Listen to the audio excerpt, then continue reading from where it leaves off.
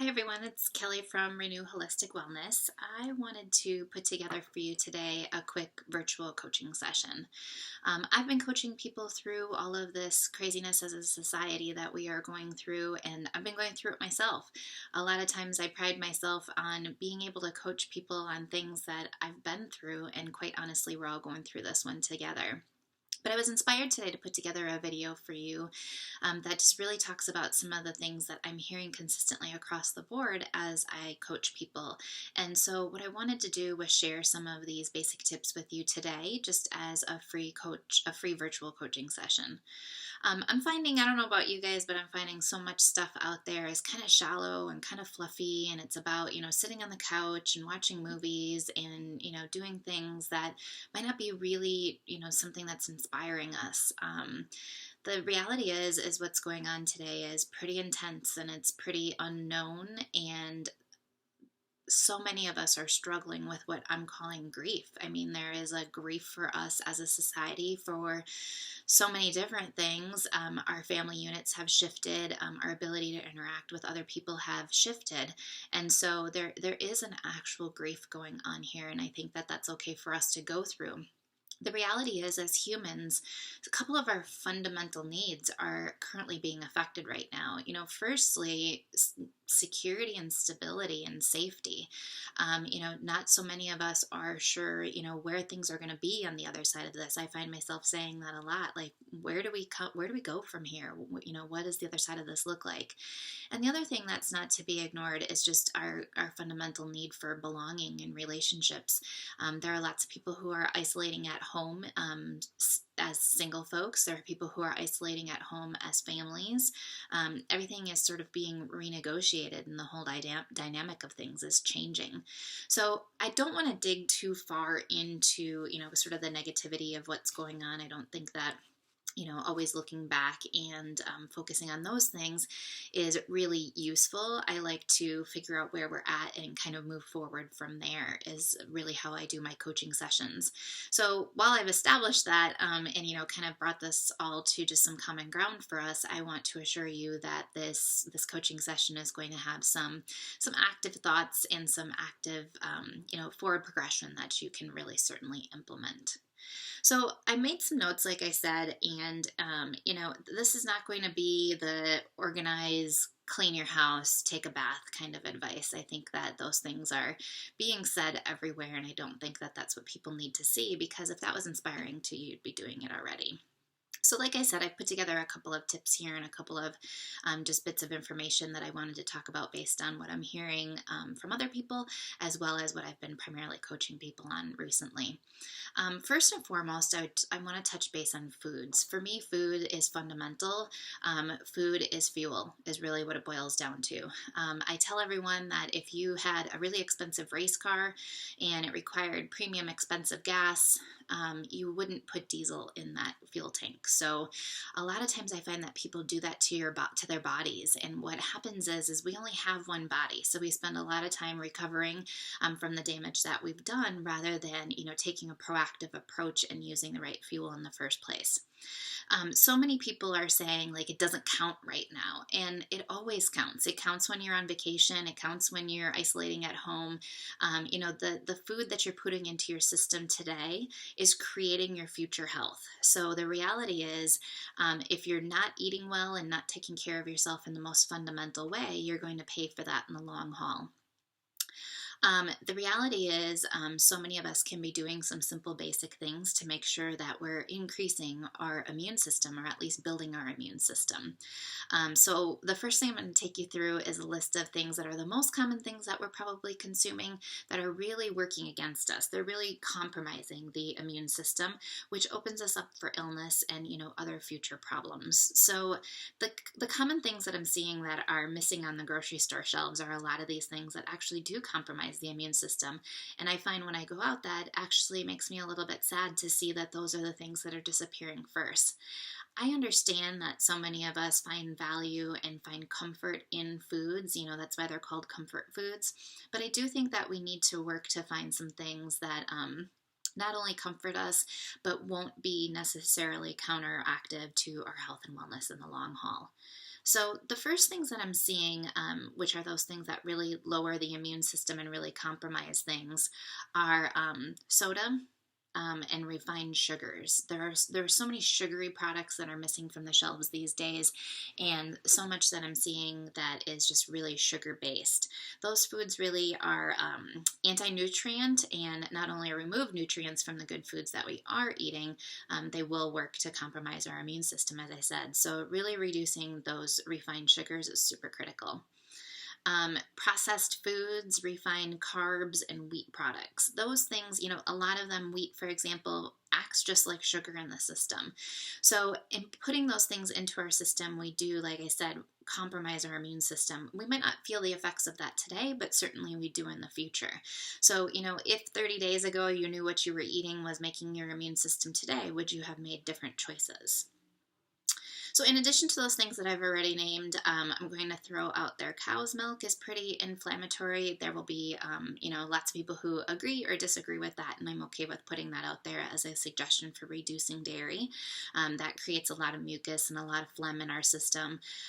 Our bodies are not really made to digest those large proteins and those large estrogens. So that's probably a whole nother seminar, but I'm just going to throw that one out there. And then really when it boils down to it, booze and tobacco products do also lower our immune system. So many people I'm seeing are making jokes about, needing Weight Watchers and needing AA on the other side of this. And while I do think that people are finding camaraderie in that, it's a sad statement to make because, like I said, our body will be with us on the other side of this, and the health that we're creating today will be with us tomorrow. So there are foods that you can consume that will actually boost your immune system. Preferably we'll be eating fresh foods. I know that for some folks it's harder to find some of those fresh foods. So you could do some frozen foods as needed. Just really making sure that, you're focusing on getting some of those good foods into your system. So the first thing I want to encourage you to eat is plenty of fruit. And I know sometimes people do avoid fruit because of the sugars in it.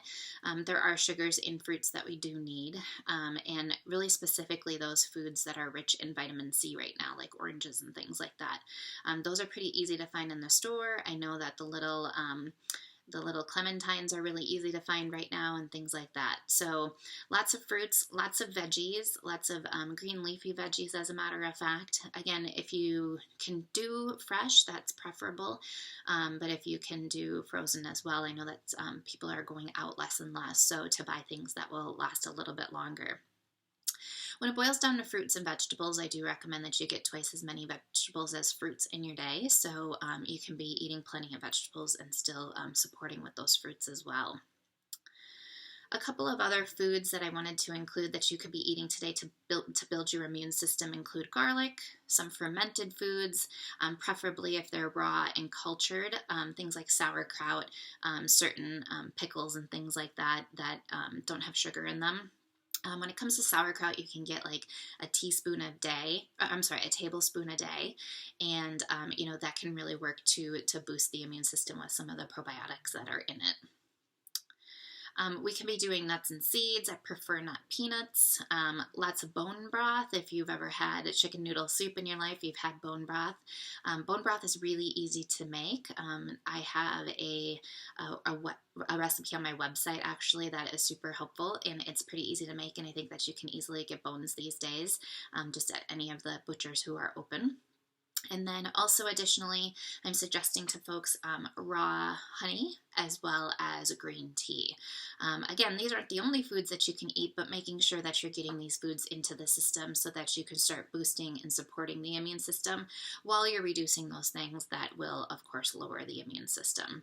So again, I encourage you to remember me saying when you are choosing your next meal that you are choosing your health in the future. So many people say to me like, oh, my skin is looking terrible or something like that. And that's really based on what you did 20 to 30 days ago. So really bear in mind that the food that you are consuming today is creating your health for tomorrow. The next topic I wanted to talk about is self-care, and we've been hearing a lot of stuff about this. Like I said earlier in the chat, so many people are saying, clean your house, organize drawers, do this, do that, and they're making it sound really attainable and really encouraging for folks. But not a lot of people are inspired by that, I'm finding. So self-care is number one, right after food. I do believe that, but I understand that it may present some challenges. There are lots of schedule shifts right now. Parents are home with kids when they didn't expect to be. They're not only trying to work, but they're trying to homeschool their kids, trying to take care of everything. And when it's really boiling down to it, there are a lot of challenges with it, understandable. So I'd like to relieve a little bit of stress that some people are feeling and just suggest that, now might not be the best time to think about reinvention. So many people are talking about like, oh, I'm going to start doing all of these things so different than what I had been doing them because now I have the time. The reality is that while some of us have the time, not everybody does, and not everybody uses their time the same way. So what I encourage you to do when it comes to establishing some new habits and doing some self-care is do what you can and don't give up. So many people are saying to me like, oh, I'm going to start this and I'm going to do this the entire time that I'm in isolation, and therefore on the other side of this, I'm going to have, a great new habit. But I'm finding that people are taking it as a very perfectionism approach, meaning I have to do it every day, otherwise it's not good enough and I might as well just quit. So what I encourage everyone to do is just find a couple minutes in your day to even just take a couple of breaths. For some people, the only time you have alone might be, in the bathroom while you're brushing your teeth, or perhaps sitting on a toilet if you can get time alone then. And it might be early in the morning while you're waiting for your hot tea to brew or your coffee to brew. So just even taking a couple of deep diaphragmatic breaths and engaging your belly and really letting everything relax and taking those cleansing breaths if you can. That's really going to help your nervous system and is like the basic form of self-care, is just making sure that you're breathing right. Of course, if you can get detox baths in and things like that, those are really wonderful for you year round. But, I think that we are taking an approach of these big, lofty goals when it comes to self-care, and that's not really attainable for everyone. So don't set yourself up for disappointment by thinking that you can't get to those things. Certainly do what you can. Like I said, in its basic form, that can be just simply breathing a couple of times a day. Not that we're not breathing all the time, but really taking those deep cleansing breaths so that you can really work to lower your stress and lower your immune system. Even if you just take 5 minutes a day to do something, even if you do it every couple of days, doing a little bit every so often will certainly help you in the long haul. The other thing that I wanted to talk about was just having a respect for each other. I'm really encouraging people to really focus on worrying about themselves. A lot of people are calling me and are stating their concerns about who's working and who's not working and how people are acting in stores and what, it boils down to how much they can control other people. And I think more than ever, we really cannot control what other people are doing. So I'm asking people to lead with respect. Everybody's at a different place on the journey. And while we might not agree with everything that everybody else is doing, what we need to do is really pull it in and really concentrate on ourselves and think about what we can do in those situations when we don't agree with what the other person is doing. So when it boils down to it, really don't judge someone for where they are in their journey. I know folks who are taking everything to the extreme right now, and then, on either side, where they're either super worried or they're not worried at all. Everybody's sort of on different parts of that journey. Even on a daily basis, I find that people are moving in different parts of that journey. So what I'm encouraging people to do is not focus so much on the other person. Doing that really starts to create your own stress when you start to focus on what the other person is doing or not doing. A couple examples is if somebody's a contractor, for example, and they're going into homes to fix things or install things, what are they getting exposed to? These are really things that are individual decisions right now, and I'm asking people to kind of just click back from that and take a step back. So And that's a great time to breathe when you do pull back from that. But really not get so involved in things that you can't control. I know that everybody wants everybody else to be where they're at on this journey. And I think that's really profound when you think about the fact that not everybody is on the same spot. So the more that you can do to focus on what you're doing and where you're standing in the grocery store and how you're handling things, and handle things with a little bit of grace and respect for the other person, I think that you can just experience less stress. I had a great conversation with a friend of mine a couple of days ago. And she is still working from home full time and doesn't have children, but is, experiencing some of the shifts of, working from home, not being in the office. She's relatively new at her job. And she was saying to me that it's crazy to see her friends who are out of work and they are able to do all of these home projects and things like that she's finding herself not able to do. I told her, I said, it's really interesting to look at those two sides of the equation where some people wish they were working, they have time for the home projects, they have time to do some other things, but really wish they were working. And then there are people who are working that are like, but wait, I wish I could do some of those projects.